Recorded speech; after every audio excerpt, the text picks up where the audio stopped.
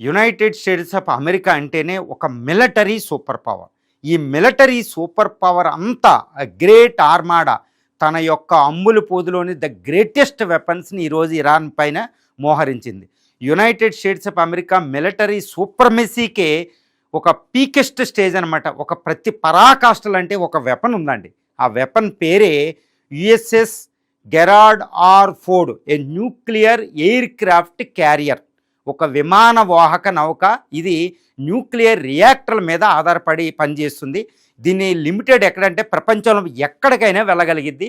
దీనిపైన 100 యుద్ధ విమానాలు ఉంటాయి. అందులో F-35, F-22 రాప్టరు, F-16, F-18 Hornet, F-15 electronic వార్ఫేరు, ఇలాంటి ఎన్నో అధునాతనమైన యుద్ధ విమానాలు 100 దాకా ఉంటాయండి.